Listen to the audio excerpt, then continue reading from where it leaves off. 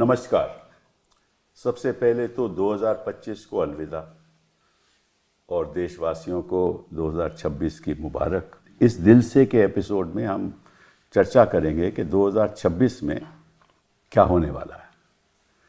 हमने 2025 तो देख लिया, हमारी आर्थिक स्थिति क्या है, राजनीति का मोड़ कहाँ तक पहुँचा है, हमारी विदेश नीति क्या है और उसका प्रभाव क्या 2026 में पड़ेगा।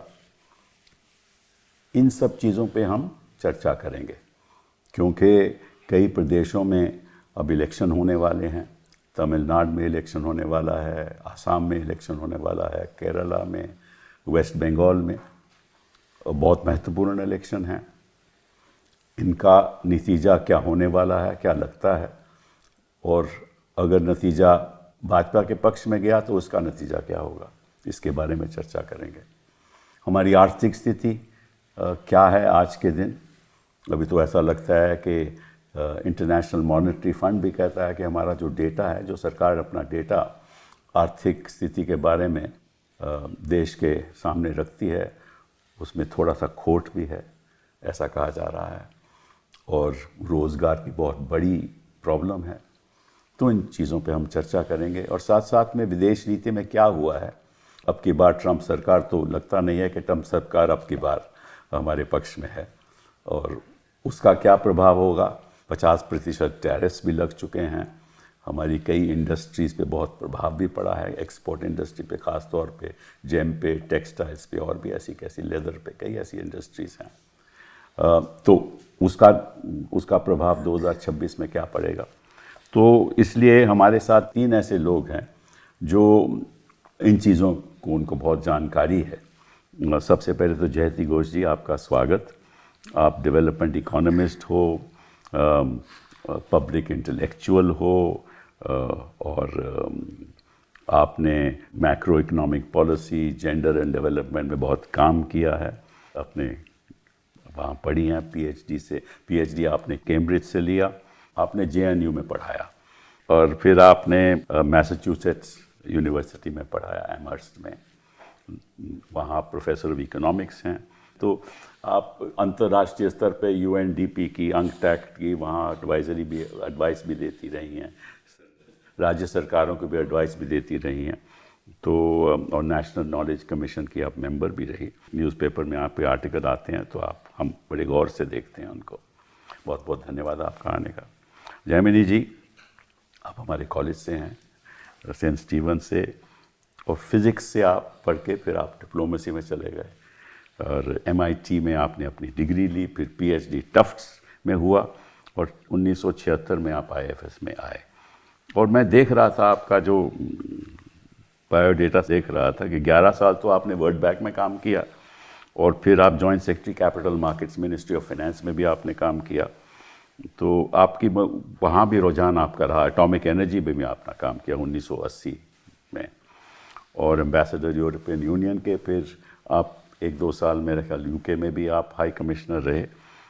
तो आपका भी बड़ा स्वागत है। सिद्धार्थ जी, मैं आपके बारे में कहने लगूँ तो 5-7 मिनट लग जाएंगे, क्योंकि जिस तरह से आपने अमेरिका में, आपने London School of Economics, Columbia में आप डिग्री ली, NYU में आपने पढ़ाया, और साथ साथ में आप फाउंडिंग मेंबर द वायर के भी हो। 2004 में आपने हिंदू ज्वाइन किया। तो कई आपको पुरस्कार मिल चुके हैं। Order of the president Chile का, जो बड़े कम लोगों को मिला है, वो भी आपको मिला है 2006 में। रामनाथ गोयनका अवार्ड। तो बहुत बहुत धन्यवाद आपका। जयति जी, आपसे शुरू करेंगे। हमारी आर्थिक स्थिति आज के दिन 2026 में अगर हम देखना चाहें, क्या रहेगी? नाजुक। अच्छा, अगर एक शब्द में आप पूछना चाहते हैं तो नाजुक। क्योंकि जो IMF ने अब बताया है, ये काफ़ी दिनों से सब लोगों को पता ही है कि हमारे जो सरकारी आंकड़े हैं वो गलत हैं, और गलत काफ़ी तरीके से हैं। एक तो जो GDP डेटा है जिसके बारे में IMF ने बोला है, वो तो बिल्कुल अनबिलीवेबल है। हाँ, और दिखा रहे हैं कि जब 5 से 8% हर साल, जो पिछले 10 साल में जो बढ़ावा हो रहा है, वो बाकी सारे इंडिकेटर में नहीं आती है। न वो आती है फ्रेट ट्रैफिक में, न वो आती है जीएसटी कलेक्शन में, न वो आती है जैसे जैसे लोग देखते हैं जिन आंकड़ों को मतलब साथ साथ बढ़ना चाहिए वो उस तरफ बढ़ते नहीं हैं, वो 3-4% मैक्सिमम बढ़ रहे हैं। और रोजगारी जो आपने कहा, हाँ, that is the biggest problem. मैं तो कहूँगी कि एम्प्लॉयमेंट संकट में है, समस्या नहीं संकट है फिलहाल, क्योंकि दिखा रहे हैं कि काफ़ी एम्प्लॉयमेंट बढ़ चुका है हमारे देश में पिछले 10 साल में। अगर आप गौर से देखें उसको, अगर अलग करके देखें कि क्या क्या है उसमें हिस्से, तो जो बढ़ावा हुआ है it is essentially women in unpaid work in family enterprises. Sir जो कैलकुलेट करते हैं 6% कहते हैं ना, फास्टेस्ट ग्रोइंग इकोनॉमी है हम, तो किस आधार पे कैलकुलेट करते हैं? क्योंकि इनके अनऑर्गेनाइज्ड सेक्टर में तो इनका पास डेटा है ही नहीं। नहीं, बिल्कुल नहीं है। लास्ट हमारा सर्वे हुआ था अनऑर्गेनाइज्ड सेक्टर की 2004 में, जहां पे उन्होंने उस एस्टिमेट को लेके अब कह रहे हैं कि जो फॉर्मल सेक्टर की डेटा है उसी हिसाब से अनऑर्गेनाइज्ड इनफॉर्मल सेक्टर भी उतना ही बढ़ रहा है, इक्वल जो हम सब जानते हैं कि बिल्कुल बकवास है, क्योंकि बीच में हो गया नोटबंदी। कितने प्रतिशत लोग अनऑर्गेनाइज्ड सेक्टर में हैं? एम्प्लॉयमेंट के हिसाब से कम 80-85%। तो अगर 80-85 का डेटा ही नहीं है तो फिर आप कैसे कैलकुलेट? एम्प्लॉयमेंट के लोग जितने हाँ, हैं, हाँ? तो फिर कैसे आप कैलकुलेट करोगे जब मालूम नहीं? तो नहीं, ऐसे ही बोलते हैं कि मान लीजिए कि हमारे जो फॉर्मल सेक्टर का डेटा है उसको लेके हम अंदाज करते हैं कि अनऑर्गेनाइज भी उतना ही बढ़ रहा है, इक्वल बढ़ रहा है। अच्छा, वो तो हो ही नहीं सकता। बिल्कुल हो ही नहीं सकता और हुआ भी नहीं है। हमें मालूम है कि नोटबंदी हुआ, जीएसटी पर बहुत ज़्यादा असर पड़ा, कोविड-19 का भी ज़बरदस्त असर पड़ा। तो ये सारी चीज़ों को लेके हमें सबको मालूम है कि इनफॉर्मल सेक्टर में बहुत ही संकट हुआ है पिछले 5-6 साल में विशेषकर। और अगर हम मानते हैं कि ये पहले था रेशियो 60-40, मतलब 60% फॉर्मल 40% इनफॉर्मल आउटपुट के हिसाब से। अच्छा, अब हो सकता है कि वो एकदम कम हो गया है। आपका क्या ख्याल है जयमनी जी इसके बारे में? मैं बहुत हद तक पूरी तरह से सहमत हूँ हमारे प्रोफेसर से। ये आंकड़े ठीक नहीं लगते हैं, पर कुछ चीज़ें हुई हैं पिछले 10-11 साल इस सरकार के दौरान। जैसे सड़कें बनी हैं, काफ़ी सड़कें बनी हैं, ये तो मानना पड़ेगा। वो बात अलग है कि ये फास्टैग वगैरह में सड़कें बनाने में तो आजकल काफ़ी मैकेनाइजेशन हो गया बिल्कुल, है, बिल्कुल वहाँ एम्प्लॉयमेंट पे भी असर पड़ता है ना। बिल्कुल ठीक, पर उसके आसपास वो तो गलत बात है कि बहुत दुकानें खुल गई, तो आपका जो असर होना चाहिए था, यानी कि ट्रैफिक को और जल्दी जाना चाहिए था, कुछ हद तक कुछ प्रांतों में वो नहीं हुआ है। मैं सिर्फ एक उदाहरण के हिसाब से कह रहा हूँ सड़कों के बारे में। ये एक ठीक चीज़ है। वो आपको याद होगा अटल बिहारी वाजपेयी के समय में गोल्डन क्वाड्रिलेटरल की बात हुई थी। ऐसा नहीं है कि इस सरकार से शुरू हुआ है, उसके बाद यूपीए सरकार ने भी काफ़ी आगे काम बढ़ाया था। आपके ख्याल से 2026 में हमारी आर्थिक स्थिति देखा जाए तो 2025 में क्या थी, और क्या इसमें कोई बढ़ोतरी आएगी, क्या इसमें कोई बदलाव आएगा आपके हिसाब से? मेरे हिसाब से अंतर्राष्ट्रीय क्षेत्र को देखते हुए आपको पता ही है ट्रंप ने क्या टैरिफ लगा रखे हैं। वो अगर उसमें बदलाव होगा तो कुछ फ़ायदा होगा टेक्सटाइल वालों को, क्योंकि आईटी और फार्मास्यूटिकल पे वो 50% का टैरिफ नहीं है अभी तक। अब उल्टा कुछ हो जाए तो कल पता नहीं। ये मैं, क्योंकि ट्रेड की बात नहीं हुई, अंतर्राष्ट्रीय व्यापार की बात नहीं हुई, तो इसलिए मैंने जिक्र किया। तो वहाँ पे कुछ अगर तब्दीलियाँ हो जाएं और ये टैरिफ कम हो जाएं तो जो पिछड़े हुए वर्ग हैं, जो हाथ से काम करते हैं सिलाई का वगैरह, उनको थोड़ा फ़ायदा होगा 26 में। और बाकी मैं क्या कह सकता हूँ, वो जो प्रक्रिया है सरकार की, ये स्कीम वो स्कीम, 25 चीज़ें, फिर बड़ा मुश्किल हो जाता है पता लगाना क्या हुआ, क्यों हुआ, कैसे हुआ। क्योंकि जो सरकारी आंकड़े हैं उसमें जैसे आपने बताया अभी पूरी तरह से विश्वास करना मुश्किल है। अब ABC ग्रेड दे दिया IMF ने, पर अगर आप उसको ठीक तरह पढ़ेंगे, C ग्रेड ऐसा नहीं है कि बहुत ही जैसे D ग्रेड स्कूल में फेलिंग ग्रेड होता है, तो बहुत सारे देशों को C ग्रेड मिलता है, वो बात नहीं है। पर यह बात ज़रूर है कि हमें थोड़ी सी शक है, क्योंकि आप सिर्फ हमें ही नहीं, किसी भी जाने माने इकोनॉमिस्ट को पूछिए, वो सब लोग थोड़ा सा जिसको कहते हैं ना असंतुष्ट हैं सरकार के रवैया से कि पता नहीं चल रहा देश में क्या हो रहा है। तो मैं आपसे पूछना चाहता हूँ कि जो ग्लोबल इकोनॉमी है उसमें भी मैं समझता हूँ, मैं गलत भी हो सकता हूँ, कि उसमें भी वो भी कमती ग्रोथ रेट उसका कम होगा आने वाले वर्षों में, ऐसा लग रहा है मुझे। हो सकता और अगर है। वो कम होगा तो निश्चित रूप से भारत पे ऊपर बड़ा बड़ा प्रभाव पड़ेगा। बड़े बड़े इकोनॉमी हैं यूएसए और चीन, हाँ, ये दो बड़े इकोनॉमी है। ईयू भी एक बड़ा इकोनॉमी है। सारे देश इकट्ठे लेके ईयू में उनके प्रॉब्लम, उनकी समस्याएं हैं। लोग वृद्ध होते जा रहे हैं, उतने बच्चे नहीं हो रहे हैं। यूएस का तो कुछ पता ही नहीं, ट्रम्प जी आज कुछ कहेंगे कल कुछ और करेंगे, परसों कुछ और करेंगे, तो इसलिए उसमें अनसर्टनिटी है। एक चीज़ जो बहुत जिक्र जिसका हुआ है, लोगों ने टेलीविज़न पे इंटरनेट पे पढ़ा होगा, है आर्टिफिशियल इंटेलिजेंस। वो ये दो शब्द ही अजीब है, आर्टिफिशियल इंटेलिजेंस। तो इंटेलिजेंस तो ठोस होना चाहिए, आर्टिफिशियल नहीं होना चाहिए। कई लोगों का कहना है कि ये बहुत क्या कहते हैं, पैसे खींच रहा है, इन्वेस्टमेंट बहुत हो रहा है, उस मात्रे में उसका रिटर्न होगा कि नहीं। मैं एक चीज़ ले रहा हूँ जो बहुत सारी देशों में बात जिसकी हो रही है, हमारे देश में भी, तो वहाँ तो अमेरिका और चाइना कहीं कहीं आगे है, हमसे आगे है, पर उसका प्रभाव जैसे आपको पता ही है, कोई भी टेक्नोलॉजी बहुत आगे बढ़ता है तो धीरे धीरे बाकी देश भी उसका फ़ायदा लेते हैं। तो हमारे देश में भी होगा, क्योंकि आईटी के एरिया में बाकी क्षेत्रों से छोड़कर हम थोड़ा बहुत आगे बढ़े हुए हैं, उतना पीछे नहीं पड़े हुए जैसे कि गाड़ी बनाने में है। तो सर्विस इंडस्ट्री हुई, हाँ, जर्मनी तो जी, वो उसमें आईटी, हमको कोई हमारे कोई ऐसे कॉन्सेप्ट्स नहीं हैं जिससे हम, देखिए हम तो सर्विस करते हैं, जो बाहर के जो लोग हैं उनका प्रॉपर्टी उनकी है और सर्विस हम करते हैं, वो आईटी सेक्टर है। बिल्कुल आप ठीक कह रहे हैं। और हाँ, बिल्कुल बिल्कुल। और एम्प्लॉयमेंट में उसका कोई खास फर्क नहीं होता है। पर मैं कहता हूँ अगर उसमें क्रैश हुआ किसी हिसाब से, तो उसका मैं अब क्या बोलूँगा, अंग्रेजी में बोलूँगा, उसके रिवर्बरेटिंग, यानी एआई की वजह से क्रैश होगा। नहीं होगा कि नहीं, अगर मुझे पक्का पता होगा। होता तो मैं वो सारे स्टॉक्स बेच डालता आज और बहुत पैसे बनाता। पर आपको पता है ये बताना मुश्किल है, पर उसका जो असर होगा बाकी क्षेत्रों में भी होगा। सिद्धार्थ जी, आपसे मैं एक बुनियादी बात पूछना चाहता हूँ। हम अपनी इकोनॉमी की बात करते हैं कि हमारा जो सर्विस सेक्टर है वो लगभग ग्रोथ में उसका जो हिस्सा है वो लगभग 60% है, हाँ, और जो मैन्युफैक्चरिंग सेक्टर है उसका हिस्सा कहते थे 25% होना चाहिए प्रतिशत, लेकिन वो नीचे गिर के 12-13% आ गया है, हाँ, और एग्रीकल्चर भी उतना बड़ा नहीं है। तो अगर इस स्थिति में एम्प्लॉयमेंट तो जनरेट हो ही नहीं सकती।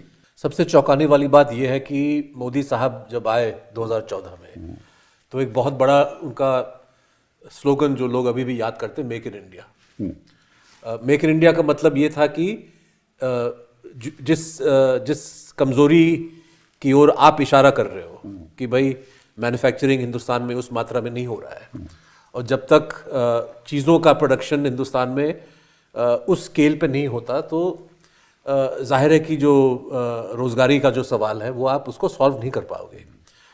आंकड़े आप बता चुके हैं कि भाई 10-11 साल का जो रिकॉर्ड है उसमें शायद मैन्युफैक्चरिंग का स्तर गिर चुका है। हाँ, बिल्कुल। और जयती जी और जैमिनी जी ने आंकड़ों के बारे में बात किया। जनरली सरकारी जो दावे हैं ग्रोथ के बारे में, उनका मानना है कि ये ज़्यादा विश्वसनीय नहीं है कि जो डेटा पॉइंट्स है। और मैं समझता हूँ कि अगर हम प्राइवेट कंपनीज की ओर देखें ज़रा गौर से, तो एक मार्केट इकोनॉमी में क्या होना चाहिए। मार्केट इकोनॉमी का जो इंजन है, जो मोटर है, जो टिपिकल जो फ्री मार्केट कैपिटलिस्ट इकोनॉमी है, कि भाई जो आपके कंपनीज हैं वो निवेश करते हैं, निवेश के ज़रिए जो है उत्पादन होता है, बिक्री होती है और उससे उनका मुनाफा बनता है। सही बात। यहाँ पे वो नहीं हो रहा है। जो प्राइवेट कंपनीज हैं वो इन्वेस्ट नहीं कर रहे। अच्छा, ट्रेडिशनल टेक्स्ट बुक थियरी में निवेश अगर प्राइवेट कंपनी नहीं कर रहा है तो सरकारी ओर से होगा या विदेशी पूंजी जो है आपके यहाँ।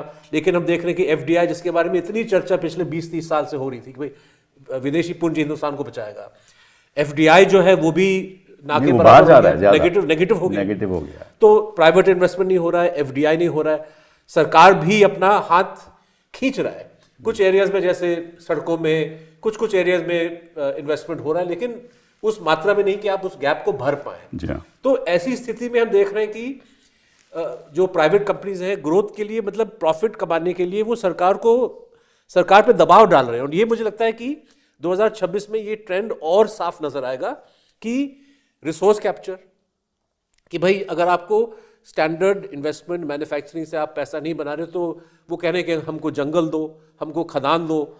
इसलिए आप देख रहे हैं कि हर सूबे में कोर्ट का भी इसमें हाथ है, रेगुलेशंस को आप कमज़ोर करें ताकि रिसोर्स कैप्चर और आसानी से हो। फिर रेगुलेटरी कैप्चर, मतलब कि किसी भी मार्केट इकोनॉमी में अलग अलग जो आपके सेक्टर्स हैं उसमें रेगुलेशन होता है कि भाई प्राइस कितनी होनी चाहिए, मोनोपोली ना हो। उन रेगुलेटरी बॉडीज़ को कमज़ोर किया जा रहा है, उस पर जो है वो बड़े सरमायादारों का कब्जा हो रहा है। और रेंट सीकिंग, कि भाई आपने जो जिस रिसोर्स पे आप बैठ चुके हो या किस इंडस्ट्री पे आप हो, आप देख रहे हो किस तरीके से सरकार के साथ सांठगांठ बना के मैं मैक्सिमम अपना प्रॉफिट कमा पाऊँ। तो हम देख रहे हैं कि अलग अलग एयरपोर्ट में, एयरलाइंस में, पोर्ट्स में ये सारी जो ट्रेंड्स नज़र आ रही हैं, और इससे जो है जो फंडामेंटल इम्बैलेंस है इकोनॉमी में, कि भाई जो I think they call it के शेप ग्रोथ, कि भाई ग्रोथ अगर हो भी रहा है, अगर हम मान भी लें कि सरकारी आंकड़े 6% 7% जो है, शायद उससे भी ज़्यादा, लेकिन जो नीचे मतलब जो 80% लोग हैं, आईटी सेक्टर में भी 13-14% ग्रोथ हो रहा है। आईटी सेक्टर पता नहीं अभी भी उतना कर पा रहे हैं कि नहीं, लेकिन जो बॉटम 80-85% लोग हैं उनको तो ग्रोथ नजर नहीं आ रहा है। अभी आपने निवेश की बात की कि भाई प्राइवेट सेक्टर निवेश नहीं कर रहा, इन्वेस्टमेंट नहीं कर रहा। क्यों नहीं इन्वेस्टमेंट कर रहा? क्योंकि साफ जाहिर है कि डिमांड नहीं है, और अगर डिमांड नहीं है तो इसका मतलब है कि वहाँ पैसा नहीं है लोगों के पास। अगर पैसा नहीं है तो नेचुरली जो हमारी आर्थिक स्थिति है उसकी गति कम हुई है, ये तो साफ जाहिर है। तो इसीलिए तो जो प्राइवेट सेक्टर है वो इन्वेस्ट कर नहीं रहा, क्योंकि डिमांड है नहीं। पब्लिक सेक्टर को इन्वेस्ट करना पड़ रहा है क्योंकि और कोई चारा नहीं है, इसलिए रोड बनती हैं, क्योंकि थोड़ी बहुत तो गति होनी चाहिए ना।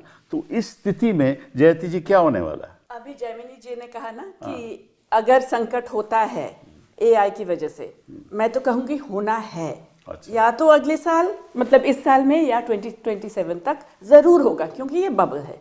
तो ये अगर ग्लोबल फाइनेंशियल दोबारा से, क्योंकि यूएस में जब क्राइसिस होता है वो तो ग्लोबल हो जाता है, करेक्ट। हमारे कोई हाथ न हो फिर भी हमारे ऊपर असर पड़ता है।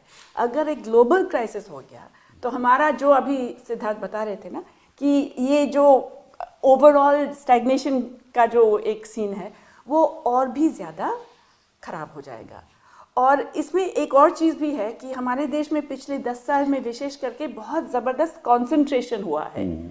ये एक तो बात सही है कि के शेप टॉप 10% वर्सेस बाकी सारे, मगर उस के शेप के अंदर भी बहुत अजीब सा एक चीज़ है। पूरा जो मुनाफा है, देश की मुनाफा बढ़ गया है, share of profits in national income वो बढ़ गया है, मगर मुनाफे के हिस्से में ये बड़े कंपनियों का हिस्सा बहुत ज़बरदस्त हुआ है। अब बड़े कंपनियों, 100 कंपनी आप मान लीजिए, सबसे बड़े 100 कंपनियों के हिस्से में बड़े 10 कंपनियों जो कॉन्ग्लोमरेट हैं उनका शेयर बढ़ गया है, और इन बड़े 10 कंपनियों में से 3 कंपनियों का शेयर बहुत ज़्यादा बड़ा है। तो ऐसा अजीब सा कंसंट्रेशन पहले इतना कभी नहीं हुआ हमारे देश में। इसका जो असर है वो असर राजनीतिक दौर पे भी होता है, क्योंकि पैसे के साथ शक्ति भी आती है ना। हाँ, कि अगर मैन्युफैक्चरिंग हो नहीं रही, हाँ, ठीक है, और तो जो लोग हैं उनको तो बेरोजगार हो गए, 30-40% लोग लगभग बेरोजगार, वो भी युवा लोग, तो फिर वो वापस एग्रीकल्चर सेक्टर में जा रहा है, क्योंकि और तो कोई जगह नहीं है। आप देख लीजिए हमारे एम्प्लॉयमेंट के आंकड़े वही दिखा रहे हैं, और वो भी दिखा रहे हैं कि औरतें जो घर में अपने हाउस होल्ड एंटरप्राइज में काम करते हैं, उनको वो भी डाल दिया है एम्प्लॉयमेंट में। तो एम्प्लॉयमेंट के आंकड़े जो बढ़ रहे हैं, हाँ, वो महिलाओं के बढ़ रहे हैं, महिलाओं के, और ये सारे हाउस होल्ड एंटरप्राइज में अनपेड। कपिल जी, आप याद करिए, शायद 3-4 हफ्ते पहले की बात है, उड़ीसा से एक तस्वीर आई थी जहाँ पे मुझे याद नहीं कौन सा सरकारी महकमा था, जो इम्तिहान, एक कुछ रिक्रूटमेंट वगैरह हो रहा था, इतनी भारी मात्रा में लोग पहुंचे कि एयरफील्ड पे बिठा के सबसे जो है एग्जाम्स लिखवा रहे थे, कि मतलब वैकेंसी शायद 200 थे, 2 लाख के करीब लोग आ गए, तो कहाँ बिठाइएगा। मतलब ये इतनी मतलब वो एक पिक्चर जो है हिंदुस्तान की जो इकोनॉमिक क्राइसिस है, मुझे लगता है कि उससे ज़्यादा बेहतर कोई चीज़ नहीं दर्शा रहा है। अब ये कहते हैं कि हमारे अनएम्प्लॉयमेंट रेट 7-8% है, लेकिन एक्चुअली जो मैं समझता हूँ वो लगभग 17-18% है। और भी ज्यादा होगा, और युवाओं में तो कम से कम 25-30 भी हो सकता है। तो ये केवल अनएम्प्लॉयमेंट की बात नहीं है, बट जैसे मतलब कि अंडर एम्प्लॉयमेंट की भी बात अंडर है। एम्प्लॉयमेंट बहुत है। और ये सही शब्द आपने इस्तेमाल किया। मेरे हिसाब से हमारे देश में कोई भी अनएम्प्लॉयड नहीं है। अब अचंभित हो जाएंगे नहीं, सही बात है। अरे कैसे अनएम्प्लॉयड हो सकता है, वो खाना कहाँ से खाएगा? हाँ, बिल्कुल। जो सड़क में जाके वो पूछेगा साहब कुछ भी मुझसे करवा लो, कोई बोझ मुझसे उठवा लो, कुछ भी करवा लो, बिल्कुल। दिन में मेरे 2 घंटे तो दे दो काम, 200 रुपए तो दे दो, एक रोटी तो मैं खा लूं। तो इसीलिए असली जो समस्या है अंडर एम्प्लॉयमेंट की है, वो भी अलग अलग स्तर पे है। अब वो तो उसका आंकड़ा तो मिलता नहीं हमें, कभी आपको बताएंगे नहीं वो कोई भी, और आपको आंकड़े तभी मिलेगा जब कोई जाके एम्प्लॉयमेंट एक्सचेंज पे दर्ज करेगा अपने आप को, वरना तो किसी तो ये स्थिति 2026 में इम्प्रूव होने वाली है कि नहीं? कपिल, मुझे लगता है कि नहीं होगी। कपिल जी, आपने सर्विस सेक्टर की बात की। सर्विस सेक्टर में 31 दिसंबर को जो गिग वर्कर्स कहलाते हैं, उन्होंने एक स्ट्राइक करने की कोशिश की। क्यों? क्योंकि उसमें इतना मतलब एक्सट्रीम एक्सप्लॉयटेशन हो रहा है डिलीवरी वर्क, मतलब डिलीवरी जो जॉब्स हैं, कि उन्होंने कहा कि भाई कुछ तो इस पे कंट्रोल होना चाहिए। तो 10 मिनट में हम माल पहुंचाएंगे, 15 मिनट में हम पहुंचाएंगे, और फिर जिस तरह से वो एप्स के जरिए प्रेशर डालते हैं। हाँ, और वो मतलब वर्कर पे दबाव, मतलब पूरी तरह से उसका लाइफ जो है मैनेज करने की कोशिश की जा रही है। और यही हकीकत है कि भाई मुझे लगता है कि 2026 में ये सिचुएशन और ख़राब होता है। और एआई जो है, मुझे खौफ बबल से नहीं है इतना, क्योंकि मैं जर्नलिज्म में हूँ, मैं देख सकता हूँ किस तरह से एआई ऑलरेडी अलग अलग ऑर्गेनाइजेशंस में इनरोड्स कर चुका है। और फॉर एग्जांपल अब्रॉड बहुत सारे जो बेसिक इनिशियल एडिटिंग जॉब्स हैं, ट्रांसक्रिप्शन जॉब्स हैं, जॉब्स जो पहले फर्ज करिए कि आपने ये इंटरव्यू किया, इस इंटरव्यू का अगर हम ट्रांसक्रिप्ट तैयार करना चाहते हैं, 2 साल पहले आप किसी को बिठा के बाकायदा पैसा दे के वो सुन के वो कर देती या कर देता उसकी। अब तो जो है मशीन के जरिए हो रहा है। इस प्रगति आप जो भी कह लीजिए, आप इसको रोक नहीं सकते। ये अभी देखिए, पिज्जा डिलीवरी के लिए अब लोग कह रहे हैं कि जरूरत नहीं पड़ेगी, एक एआई के द्वारा पता चल जाएगा आपकी रिक्वेस्ट क्या है, वो समझ लेगा, वो पिज्जा बना देगा और आपको डिलीवर कर देगा। वहाँ भी अब रोजगार कम हो जाएगा। कपिल जी, आप बात कर रहे हैं उन लोगों की जो पिज्जा खरीद सकते हैं और खाते हैं। कुछ लोग ऐसे हैं जो पिज्जा कभी सुना ही नहीं उन्होंने उस चीज़ का, वो रोटी खा ले वही बहुत है। तो इस सिलसिले में मैं कुछ बात करना चाहता हूँ जो सरकार कर सकती है। अब कोई भी सरकार बोलेगा देखिए लोग के देशवासी बढ़ाएंगे इस देश को, हम उसको प्रोत्साहित करेंगे, हम उसको सहायता देंगे। तो आप देख लीजिए पब्लिक सेक्टर बैंक की हालत 2015 से 2025 10 साल में 2.8 लाख करोड़ वेव किया गया है, राइट ऑफ किया गया है। ये हमारा ही पैसा नहीं, उन लोगों का भी पैसा है जिन्होंने कोई टैक्स नहीं दिया। वो क्यों? क्योंकि वो पैसा उनको मदद कर सकता था। सरकार उस पैसे को उनको मदद देने में जो टैक्स ब्रैकेट में है ही नहीं। अब आप कहिए ये क्या है, 2.8 लाख करोड़ कितना होता है? एक साल में सरकार का, सेंट्रल गवर्नमेंट का जो पूरा जो आमदनी है इनकम टैक्स से 14-15 लाख करोड़ है। तो ये 20% हो गया, पर ये 10 साल में है, वो 1 साल में है। तो 1 साल में सोचिए 2% सरकार के इनकम टैक्स का जो उनकी कमाई है वो जा रहा है उन पूंजीपतियों को जो जिनका नाम मैं नहीं लूँ। कुछ जा रहा है पूंजीपतियों, तो छोटी सी बात है। उनका नाम नहीं लूँगा, उनका नाम नहीं लूँगा मैं, सभी कुछ जा रहे हैं, होटल जा रहे हैं अब तो। उनका नाम मैं नहीं लूँगा क्योंकि नहीं, पर उनमें भी कुछ ऐसे लोग हैं जो सरकारी बैंक से, सरकारी का मतलब मेजॉरिटी सरकार ओन्ड बैंक से, whether it is state bank, Punjab national bank, कोई भी हो, तो यही तो हो पर रहा है। आईबीसी के वजह से कुछ होना चाहिए था, आईबीबीआई हुआ था, सिस्टम फेल हो चुका है।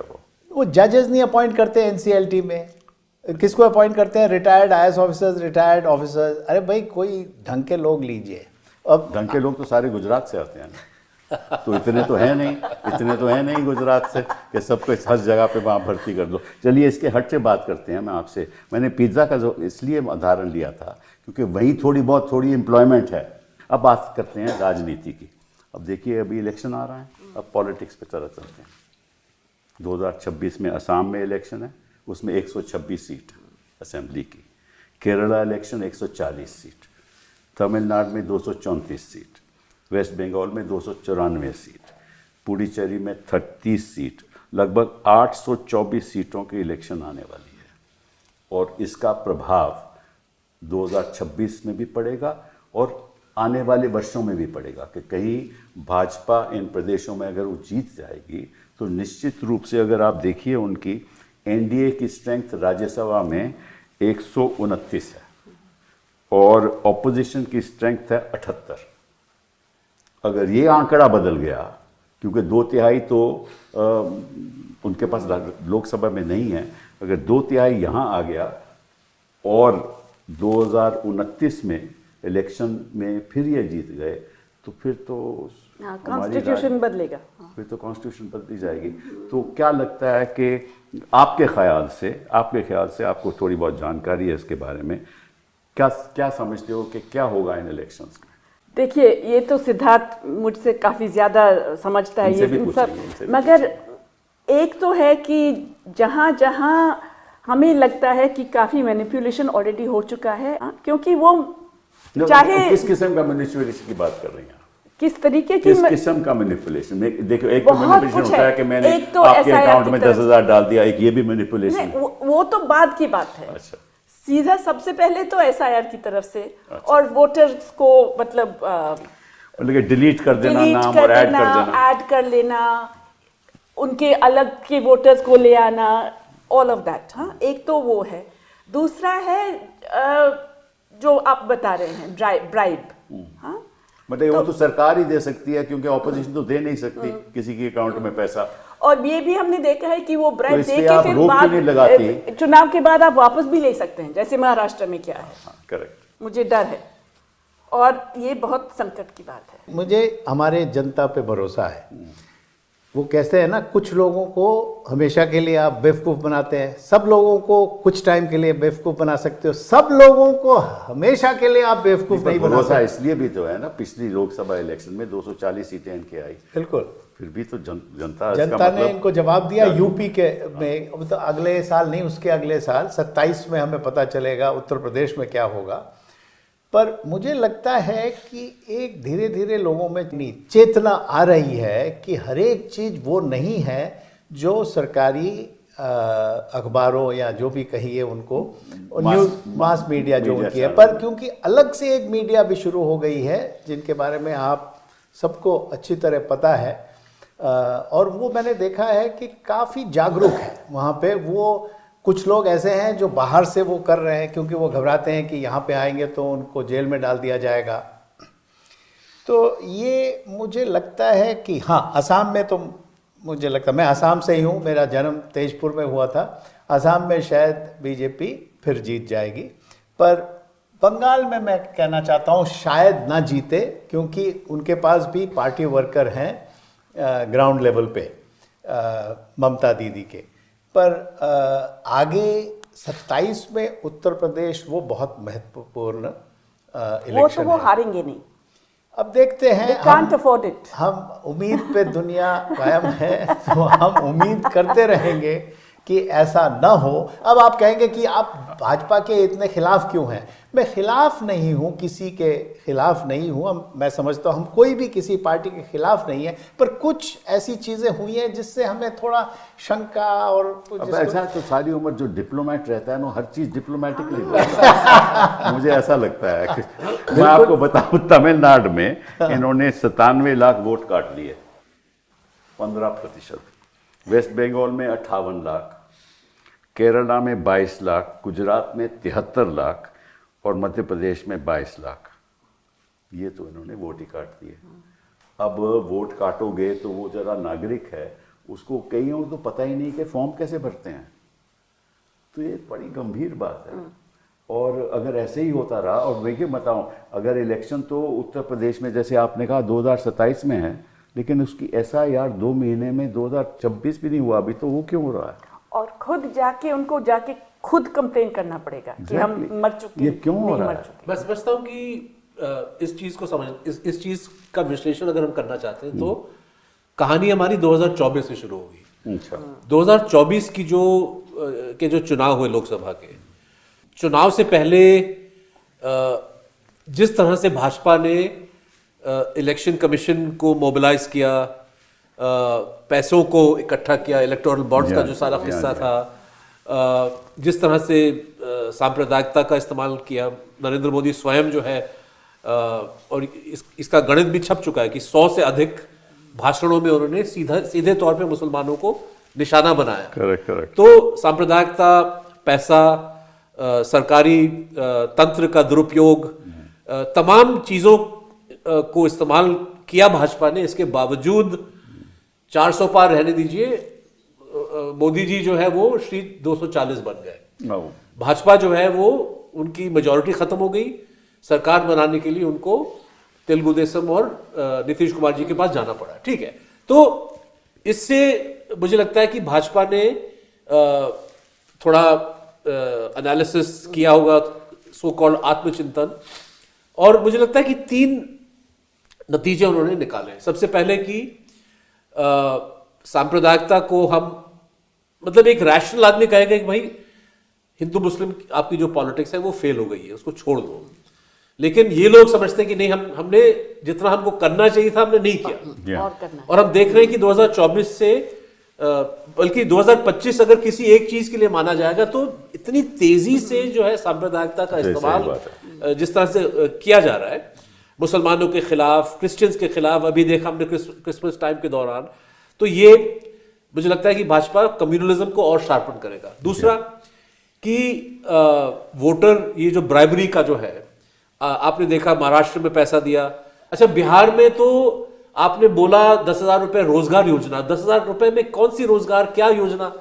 वो तो कह रहे हैं तो 1 लाख मिलेगा। नहीं, उन्होंने कहा कि अगर नीतीश बाबू वापस आए तो 2 लाख हो सकता है कि आपको 2 लाख अगर आप क्वालिफाई करें। तो ये एक तरह से एक झूठा एक प्रचार करके, तो ये ब्राइबरी का जो है, वोटर्स का ब्राइबरी, ये दूसरा तरीका उन्होंने अपनाया। और तीसरा जो है, जो हम लोग बात कर रहे थे इससे पहले कि भाई एक माइक्रो लेवल पे कुछ ऐसे सीट्स हैं जहां पे, क्योंकि मैनिपुलेशन अगर आप इतनी बड़े स्केल पर करेंगे तो जाहिर है कि ढेर सारे लोग उसमें इन्वॉल्व हैं, खबरें निकलेंगी, चीजें निकलेंगी, इंफॉर्मेशन निकलेगा। तो किस तरह से आप स्पेसिफिक कॉन्स्टिट्यूएंसीज में थोड़ा फेरबदल करके आप वहां पे बीजेपी की पोजीशन और मजबूत कर सकते हैं। मुझे लगता है कि ये 3 pronged स्ट्रेटजी बीजेपी का है। बिहार में देखने को मिला और बिहार में काफी हद तक ये लोग सफल रहे। क्योंकि एक तो जल्दबाजी में की गई, तो अपोजिशन को इतना मौका नहीं मिला, आप उसको चैलेंज कर पाए। मुझे लगता है कि तमिलनाडु में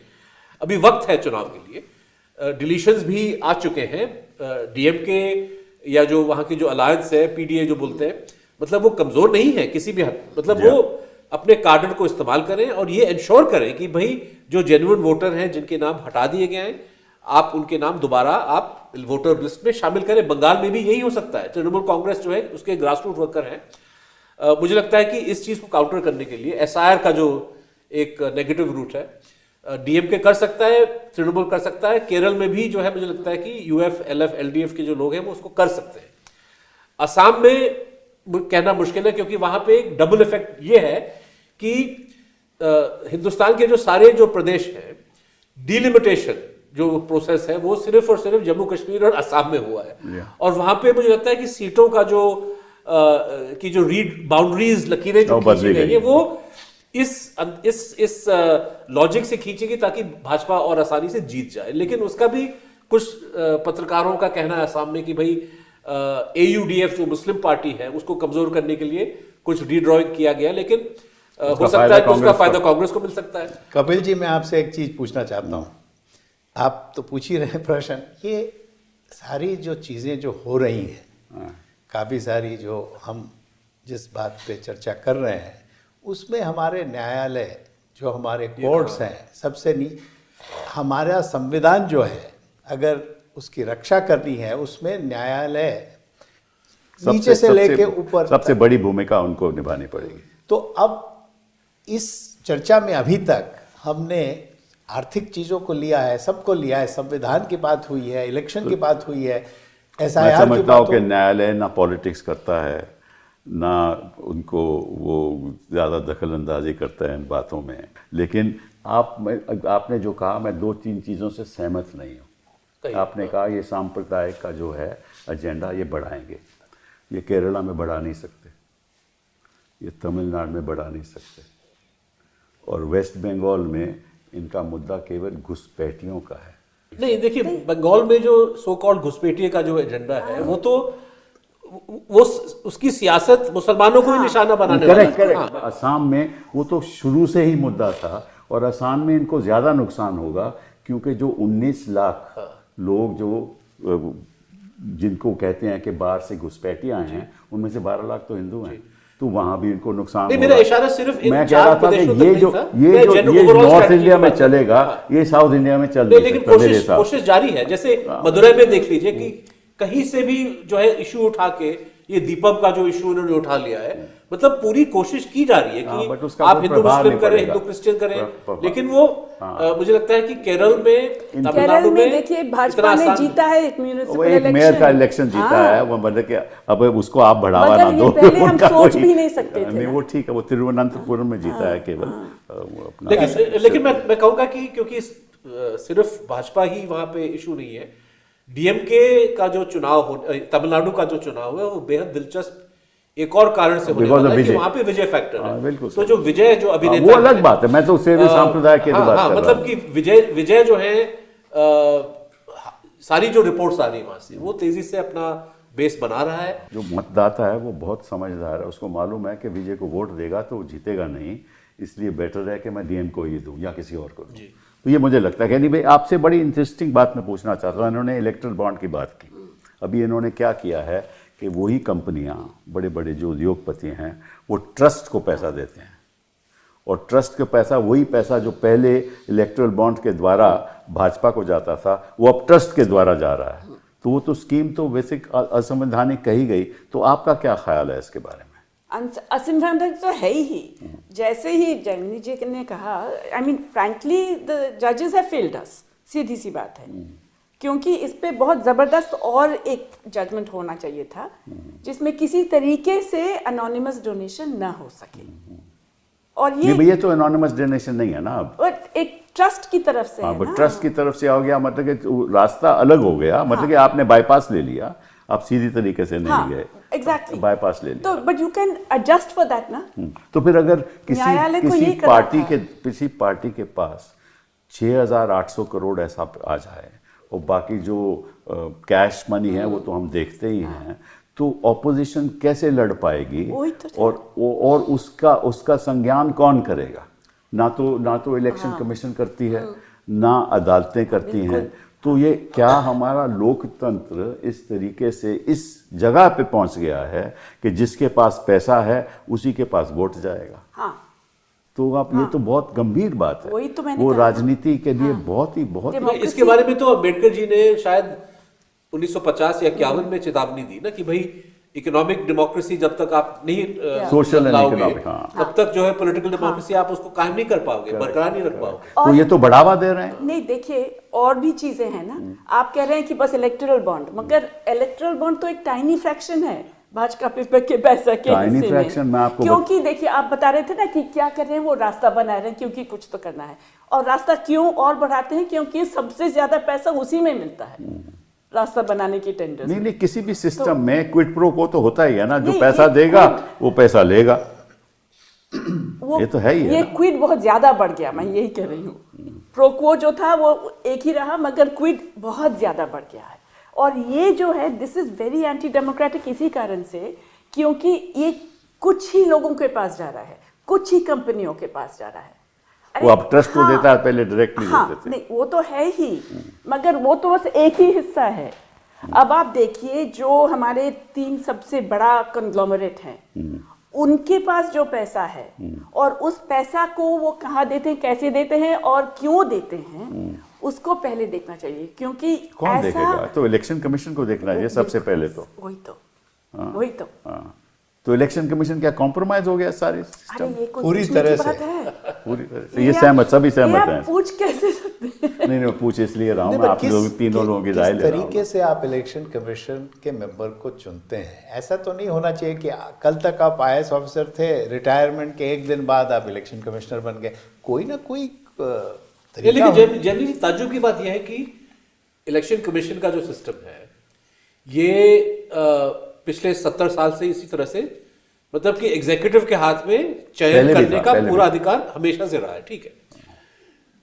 जो चौंकाने वाली बात वो ये है कि पुराने सिस्टम में जब एग्जीक्यूटिव के हाथ में सारा कुछ था, उसमें TN शेषन जैसे बंदा निकला, और भी लोग निकले जो जिनको सिलेक्ट किया गया, डीप सिलेक्ट आप कह सकते हैं, लेकिन कभी भी इससे पहले शायद जैसे नवीन चावला के बारे में इन लोगों का कंप्लेंट था, लेकिन एक सिलसिलेवार सिस्टमैटिक तरीके से जो एक परसेप्शन है ऑपोजिशन का कि भाई इलेक्शन कमिश्नर सारे बायस्ड हैं, इससे पहले कभी भी आपको सुनने में नहीं मिला। कुरैशी साहब थे। हाँ, मतलब ब्रह्मा इतने, मतलब, लेकिन और मोदी साहब की शुरुआती दौर में भी इतना जो है ऑपोजिशन का वो परसेप्शन नहीं था, लेकिन पिछले 3-4 साल में जो पतन, जो डाउनफॉल हुआ इलेक्शन कमीशन का, और इसमें मैं दोबारा कोर्ट को दोष देना चाहूंगा, क्योंकि सवाल उन्होंने उठाया और एक सुझाव भी दिया किस तरह से चयन होना चाहिए। सरकार ने उन सुझावों को फाड़ के फेंक दिया और कोर्ट ने कुछ नहीं कहा। तो मुझे लगता है कि कोर्ट भी कहीं ना कहीं इस चीज में कंप्लिसिट है। हाँ, कंप्लिसिट, खैर क्या मतलब कि कई बार ऐसा होता है ना कि सुप्रीम कोर्ट में खास तौर पे कोई ऐसा सिस्टम नहीं है जहाँ वो खुद ही इन्वेस्टिगेशन कराएं। इसेंशियली तो क्या है कि आपको FIR दर्ज करनी चाहिए कि ये उल्लंघन है कानून का, इसमें धांधलेबाजी हुई है, प्रिवेंशन ऑफ करप्शन एक्ट लागू है, फिर मामला ऊपर आना चाहिए। मुश्किल ये है कि अगर आप सीधा सुप्रीम कोर्ट में जाओ, मैं सुप्रीम कोर्ट डिफेंड नहीं कर रहा, मैं एक सोच बता रहा हूँ सुप्रीम कोर्ट में, ये कानून की व्यवस्था जब तक सही तरीके से चलेगी नहीं तब तक कोई सुधार नहीं होगा। और ये एक बहुत ही गंभीर मुद्दा है हमारे देश के सामने खड़ा हुआ, और हमें सबको सोचना होगा कि लोकतंत्र ऐसे चल नहीं सकता। मगर कपिल, आपने जो कहा ना कि वो सुप्रीम कोर्ट सोच रहा है कि पूरा क्योंकि ऊपर देखो, नीचे से अगर ऊपर। 2G का जज होता, जैसे 2G में जस्टिस सिंघवी थे ना, उन्होंने लिया ना मुद्दा 2G का, उसका नतीजा क्या हुआ? नहीं, वो तो ये सही है। ये भी एक प्रॉब्लम है। मगर अभी चुनाव तो होते जा रहे हैं ना, और अगर लोगों का विश्वास सुप्रीम चला गया कोर्ट चुनाव में ये में, कर सकती है, ये मेरा अपना सुझाव है, सुप्रीम कोर्ट ये कर सकती है कि कोई पैसा 6 महीने से पहले अगर जाएगा तो 6 महीने पहले जाएगा, उसके बाद कोई पैसा नहीं जाएगा किसी के अकाउंट में। हो सकता है, ये तो आराम से सुप्रीम कोर्ट कर सकती है। तो ये सुझाव है, किसी को ये बात रखनी चाहिए। वैसे इलेक्शन कमीशन के हाथ में वो तो करेंगे, ताकत है, लेकिन वो नहीं कर रहे। वो तो करेंगे ना। इलेक्शन कमीशन तो कॉम्प्रोमाइज इंस्टीट्यूशन है आज के दिन। तो अगर सब लोग सोचते हैं कि इलेक्शन कमीशन कॉम्प्रोमाइज है, तो फिर लोग चुनाव में ही विश्वास करना बंद कर देंगे। बहुत हो रहा है। जबरदस्त डर है ये अरे हमारी जयती जी, वो democracy हो के रहा लिए। है कि वही आप तो- जाके, हाँ। मैं तो खैर हमारे पास तो कई लोग देहात से आते हैं, हम उनकी मदद भी करते हैं, वो कहते हैं कि साहब क्या है, क्या कोई फायदा नहीं। या तो कभी मशीन की बात करते हैं या कहते हैं कि धांधलेबाजी होगी। तो चुनाव का जो विश्वास है लोगों के प्रति, वो अंतर तो डर गिरता तो जा यही रहा है ना। बहुत दुख की बात और इसको अगर हम वो बंद करना चाहते हैं, तो सुप्रीम कोर्ट का बहुत बड़ा हिस्सा लेकिन है। मैं साथ में ये भी कहना चाहूंगा, क्योंकि बहुत ज्यादा अगर एक निराशाजनक एक परसेप्शन चला जाए, राइट, तो फिर तो तब्दील, मतलब फिर मुश्किल तो है। चेंज की कोई गुंजाइश नहीं। मुझे लगता है कि कहीं ना कहीं पार्टीज जो विपक्षी दल है, उनका जो एक ऑर्गेनाइजेशनल कमजोरी, मतलब भाजपा जो है चुनाव के दिन हर बूथ पे उनके 3-4 कम से कम 3-4 लोग मौजूद होंगे, और वो पूरे इलाके में जो है 1-2 महीने से अपना प्रचार कर रहे हैं। ये पैसे की भी बात है। मैं यही बात करने का, ना पैसा है ना, जिसके पास पैसा होगा वो जो गली का वो है ना, वो किसी को घर के बाहर भी नहीं आने देता। और जो आप बात कर रहे हैं कि भाई वहाँ बूथ पे लोग बैठते हैं, वो सारे पैसे देके उठा भी देते हैं। कई चीजें ऐसी होती हैं जो चुनाव में आपको मालूम नहीं, हमने तो चुनाव लड़े हुए हैं। मैं विचारधारा की बात कर रहा हूँ कि अगर कांग्रेस पार्टी में वो कुव्वत, वो कैपेसिटी होती है, एक आइडियोलॉजिकल स्ट्रेंथ होता है कि आप लोगों को बगैर पैसा दिए आप मोबिलाइज कर रहे हैं। ये भी एक बात उत्साहित कर सकते हैं, जैसे हमारे कम्युनिस्ट पार्टीज एक जमाने में करते थे। बिल्कुल ठीक कह रहे हैं आप। जो ज़मीर जो चीज़ होती है, उर्दू का एक लफ्ज़ है, इसका कोई वो नहीं है, ट्रांसलेशन नहीं है। 2024 में बीजेपी को शिकस्त खानी पड़ी, यही तो मैं कह रहा हुआ, था, मतलब उसका इन द सेंस जवाब कि है। थोड़ा और अगर वो पार्टीज पुश करते, थोड़ा और उसमें उनमें अनुशासन होता, थोड़ा और उसमें मजबूती होती। 240 में कितनी वोटें ऐसे, कितने सीटें ऐसे जीते गई इन चीजों की वजह से, ये भी आप सोचिए कि ये एक्चुअली रिजल्ट 240 नहीं था। हाँ, मैं ये भी मानती हूँ, ये भी मैं fact भी है। मानती हूँ। लेकिन चलिए, हमने आर्थिक बात कर ली, राजनीतिक बात कर ली, आप विदेश के बारे में थोड़ी बात शुरू करें। तो विदेश में आपको लगता है कि हिंदुस्तान की स्थिति आज के दिन, मुझे ऐसा लगता है कि हम आइसोलेटेड हैं, क्या आप उससे सहमत हो? बिल्कुल। मैं पिछले महीने G20 के मीटिंग में हासिल हुई थी, क्योंकि हमारा एक कमिटी था ऑन इनइक्वालिटी, तो वहाँ पे हमारा रिपोर्ट प्रेजेंट करना पड़ा। और मुझे बहुत अजीब सा लगा वहाँ पे कि G20 में ही, और बहुत सारे और देशों को बुलाया गया, 48 कंट्रीज़ के सारे जो लीडर्स थे सब थे, India was really isolated even in that relatively small group. UN में तो पूछिए ही मत, G77 भी जो मतलब नेता हैं जो न्यूयॉर्क में आते हैं, वो इंडिया को, उनको लगता ही है कि इंडिया पे भरोसा नहीं है। तो बहुत दुख की बात है, आप तो फॉरेन सर्विस में रह चुके हैं, आपको थोड़ा ज़्यादा पहले हम जानकारी है। अपने पड़ोसियों के बारे में बात करें, क्योंकि वो तो नेबरहुड फर्स्ट हमारी पॉलिसी थी। पड़ोसी के बगैर फर्स्ट एनिमीज। आप सोचिए बांग्लादेश के अब क्या हो रहा है। मुझे तो समझ में नहीं आया कि आपने सारे अंडे आपने शेख हसीना के चोली में क्यों डाल दिए। वो गलत बात थी। 2019 के जो इलेक्शन हुए थे वो ठीक नहीं थे, बीएनपी ने बॉयकॉट किया था, आपने कुछ नहीं कहा था।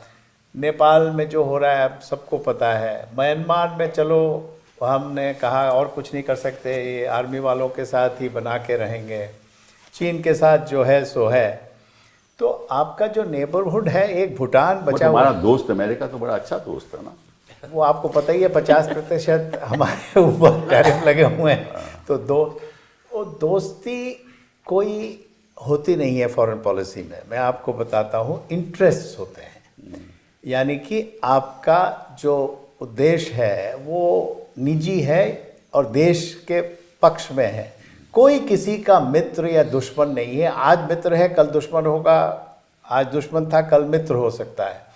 तो इसीलिए आपको, हमने काफ़ी देर तक बात की आर्थिक, तो अपनी आर्थिक समर्थता आपको बढ़ानी है और उसी से लोग इम्प्रेस होते हैं, उसी से लोग आपसे बातचीत करना चाहते हैं। जो आसपास के हमारे पड़ोसी हैं, अब मैंने बांग्लादेश का जिक्र किया 2026 में, क्योंकि हम 2026 की बात कर रहे हैं आज, इसी में गंगा वाटर्स का जो है शेयरिंग विथ बांग्लादेश होगा। ये बहुत बड़ा मुद्दा है। अब इसको टेक्निकल हिसाब से देखना पड़ेगा कि हमारे जो खेतीबाड़ी के लोग हैं, जो किसान लोग हैं और उनके किसान लोग हैं, मेरे हिसाब से आपको इसको फिर से बढ़ाना चाहिए। ये सरकार तो आसानी से कर सकती है, तो ये भी अगर थोड़ा दूरदर्शिता दिखाएं इसमें। ये तो आपने नेबरहुड की बात कर ली, और जो वहाँ अंतर्राष्ट्रीय स्तर पे हमारी क्या अंतर्राष्ट्रीय स्तर पे EU वगैरह में कुछ हद तक मैं समझता हूँ ये जो ट्रेड एग्रीमेंट नहीं हो पा रहा है, क्योंकि वहाँ के जो यूरोपियन पार्लियामेंट के लोग हैं वो bye European standards left of centre हैं, वो कम्युनिस्ट नहीं हैं, वो थोड़े आउटस्पोकन हैं, लिबरल हैं जिसको कहते हैं। तो वो हमारे देश के स्थिति को देख के वो खुश तो है ही नहीं, नाराज़ हैं। ये जो हमारे माइनॉरिटीज़ के खिलाफ इधर उधर हो जाता है, काफ़ी कुछ हो जाता है। यूरोपियन पार्लियामेंट में तो एक मूव हुआ था, काफ़ी बात, इसीलिए मैंने उसका जिक्र किया। ठीक है, वो उसको वीटो नहीं कर सकते, पर आपके सारे देश को हाँ करना पड़ेगा। उसी में कुछ देश थोड़ा सा यूरोपियन स्टैंडर्ड्स में लेफ्ट ऑफ सेंटर हैं, तो उनको ठीक नहीं लग रहा जो इंडिया में हो रहा है, तो वो बड़ा मुश्किल है। यूरोप पूरा लेके काफ़ी वो FTA चाहते हैं हमारे साथ। हाँ, तो वो हम ऑस्ट्रेलिया के साथ तो हो भी गया है, तो और इंटरेस्ट इंग्लैंड की के बात साथ है। भी हो गया। वो आपको पता है कि वो रिलेटिवली स्मॉल प्लेयर्स हैं, तो हमारी जो आर्थिक जो जो भी है सिस्टम है उसमें हम दूरदर्शिता नहीं दिखा रहे, कि दूरदर्शिता एक चीज़ है और जिसको कहते हैं स्वार्थ किसी एक पार्टी का एक और चीज़ है। ये दोनों चीज़ें अगर मिल जाएं तो अच्छा हो देश के लिए, पर मुझे लग रहा है कुछ हद तक ये डाइवर्ज, मुझे हिंदी में शब्द ठीक से याद नहीं आ रहा, वो अलग अलग रास्ते पे जा रहे हैं। तो इसमें गड़बड़ हो रहा है हमारे को। और इसी में जो थोड़ी देर पहले हम बात कर रहे थे ब्लिंकिट वगैरह, ये इसी में थोड़ी बढ़ोतरी हो रही है, कुछ आईटी में बढ़ोतरी हो रही है, जो हमारी आर्थिक स्थिति है। बट एमएसएमई को खत्म कर दिया इन्होंने। आईटी में वहाँ सबसे employment ज्यादा कम। जो एम्प्लॉयमेंट जो एमएसएमई की सेक्टर है वो तो और कम हो आईटी का भी एम्प्लॉयमेंट कम हो गया। कम हुआ, इसीलिए मैंने एआई की वजह से कम हुआ। तो सिद्धार्थ जी आप बताइए विदेश नीति के बारे में आप क्या कहेंगे? देखिए, मोदी साहब जो है, इनके देख रेख में आत्मसम्मान जो एक बहुत इम्पोर्टेंट एक हिस्सा होता है फॉरेन पॉलिसी का, वो छोड़ के वो तुष्टीकरण की ओर चले गए। तुष्टीकरण उनका फेवरेट लफ्ज़ है, अपने डोमेस्टिक पॉलिटिक्स में उसको अच्छा खासा इस्तेमाल किया जा रहा है। लेकिन जो अपीजमेंट, मतलब कि अमेरिका ने सबसे पहले जो है, जब ट्रंप इलेक्शन जीते, आप भागे भागे वहाँ पे पहुँच गए, कोई एजेंडा आपके पास नहीं था, और आपको लगा कि नहीं, अच्छी दोस्ती थी हमारी, अच्छी दोस्ती रहेगी और जो भी हम मांगेंगे हमको मिलेगा। लेकिन उसके बाद जो है जल्दी से जल्दी हमने देखा कि सबसे पहले आपके जो नागरिक हैं वहाँ पे, जो वहाँ पे जो माइग्रेट कर गए, हो सकता है कि कागज़ उनके पास नहीं थे, उनको जलील करके वापस भेजा गया। हमने इस चीज़ को स्वीकार किया, इसके बारे में कुछ बोला नहीं। फिर ऑपरेशन सिंदूर के चलते जिस तरह से अमेरिका ने अलग अलग क्लेम्स किए, उसको जो है मोदी साहब नकार नहीं पाए। 50% जब टैरिफ पड़ा, आप ब्राज़ील या चीन तो खैर बहुत बड़ा एक इकोनॉमी है, ब्राज़ील कोई इतना बड़ा नहीं है, लेकिन इंडिया के साथ आप कंपेयर कर सकते हो। उनका रिएक्शन और हमारे रिएक्शन आप देखिए। और अब जो है आप पार्लियामेंट में ये जो शांति बिल पास हुई, मतलब कि न्यूक्लियर इंडस्ट्री एक जो बहुत बड़ा एक डिमांड था ट्रम्प का, मतलब वो आपको कौड़े मार रहा है, 50% डाल रहा है, ये कर रहा है, वो कर रहा है। आप जो है घुटने टेक के आपने न्यूक्लियर इंडस्ट्री जो लायबिलिटी वाला जो कानून था, भला बुरा जो भी हो, उस पर डिबेट होनी चाहिए। आप इसको कमेटी में भेज दें, इस पर डिबेट हो, इस पर चर्चा हो सकता है कि बहुत शानदार कानून है, लेकिन आप पहले अपने पॉइंट को साबित तो करो। कोई डिबेट नहीं, और एक दिन में वो पास हो गया, और अगले दिन जो है अमेरिकन स्टेट डिपार्टमेंट ने डॉक्यूमेंट इशू किया कि ये इतनी अच्छी चीज है। हम आपको खुश करना चाहते हैं, तो part of the trade deal. तो अमेरिका को आप खुश कर रहे हैं। रूस में हमारे बच्चे जा रहे हैं जॉब के लिए, उनको फ्रंट में भेजा जा रहा है। 20 के आसपास लोग मरे हैं, उनको वापस आप नहीं बुला पा रहे हो, लेकिन आप पुतिन की प्रशंसा दिन रात कर रहे हो। चीन के साथ आपके रिश्ते तो लगभग आप लगता है टोटली आइसोलेटेड, मतलब कि आप आइसोलेटेड हैं, लेकिन आइसोलेशन के साथ डील करने का तरीका होता है। ये नहीं कि आप भागे भागे आप रूस के पास चले गए, चीन के पास चले गए, अमेरिका के पास चले गए। जो आपकी जो नेचुरल कंस्टिट्यूएंसी है वो ग्लोबल साउथ, उसको आपने 10 साल से निगलेक्ट किया। ऐसा नहीं है कि हिंदुस्तान के पास ऑप्शंस नहीं है, बहुत सारे ऑप्शंस हैं। आपने 10 साल वेस्ट किया, आप सिर्फ एक दिशा में चले गए क्योंकि आपको लगा कि अमेरिका के साथ अगर हम अपना जो है अरेंजमेंट करें तो सारी चीज़ें, सारे दरवाजे खुल जाएंगे। आपने ईरान को निगलेक्ट किया, आपने नेबरहुड को निगलेक्ट किया, तो जल्दी आप उसको रिपेयर नहीं कर सकते, लेकिन कम से कम दिशा तो तय करें। और मुझे नहीं लगता कि इस सरकार ने अभी तक कोई ऐसा ठीक तरह से सोचने की कोशिश की है कि किस तरह से हम आत्मसम्मान और जो नेशनल इंटरेस्ट है इसकी रक्षा करते हुए हम आगे बढ़ें। और जेमिनी ने बहुत सही कहा कि हम नेबरहुड से स्टार्ट करें। मतलब यहाँ पे भूटान, बल्कि भूटान भी मैं मानता हूँ कि जो रिश्ता आपका रहा था पहले, वो थोड़ा उसमें वो रिश्ता नहीं रहा, बल्कि लोग कहते हैं कि भूटान को यदि मौका मिला तो वो जल्दी से जल्दी अपना सरहद चीन के साथ तय कर लेगा, जो अभी तक रोक के रखा है, क्योंकि वो हिंदुस्तान को ऑफेंड नहीं करना चाहता। तो जो रिलेशनशिप होना चाहिए साउथ एशिया में, वो हम नहीं कर पा रहे। बांग्लादेश के साथ, नेपाल के साथ, अब श्रीलंका में एक वहाँ पे सरकार चुन के आई है, मालदीव्स के थोड़ा सा रिपेयर किया आपने। तो ये रीजनल जो है इसको आप मैनेज नहीं कर पा रहे हो। वाइडर रीजन में जो सारा आपकी पॉलिसी इजराइल के पक्ष में रहा है, गाजा के बारे में आपने कुछ कहा नहीं, बल्कि आपने आप उन देशों में से थे जिन्होंने वेपन हथियार को जेनोसाइड के दौरान आपने बेचे इजराइल को। जी। तो ऐसी विदेश नीति अगर आप चलाओगे तो मतलब इसका लबोलबाव यही हुआ कि आर्थिक स्थिति हमारी अच्छी नहीं है और मालूम नहीं कि रोजगार बढ़ने वाला है 2000 मालूम है कि नहीं बढ़ने वाला। हाँ, रोजगार नहीं बढ़ने वाला। और जहाँ तक हमारी पॉलिटिक्स का सवाल है, अगर सीईसी रोक नहीं लगाती तो उसमें भी नतीजे ऐसे हो सकते हैं जो भाजपा को फ़ायदा दें। और विदेश नीति में तो हम टोटली आइसोलेटेड है। तो 2026 में सूरज हिंदुस्तान में अच्छी तरह से निकलेगा, ये बड़ा भारी सवाल हमारे के साथ। पहले प्रदूषण तो दूर करें। दिल्ली ताकि की देख मुख्यमंत्री पाए, कह रही सूरज है को देख पाए। दिल्ली की मुख्यमंत्री प्रदूषण को टेम्परेचर बोलती है। प्रदूषण केवल हवा में ही नहीं है, प्रदूषण तो हर जगह है। और सब दूर तो हमें सभी जगह करना पड़ेगा और इस देश के जनता जो है वही करेगी। बहुत बहुत धन्यवाद आपका। Thank you. धन्यवाद।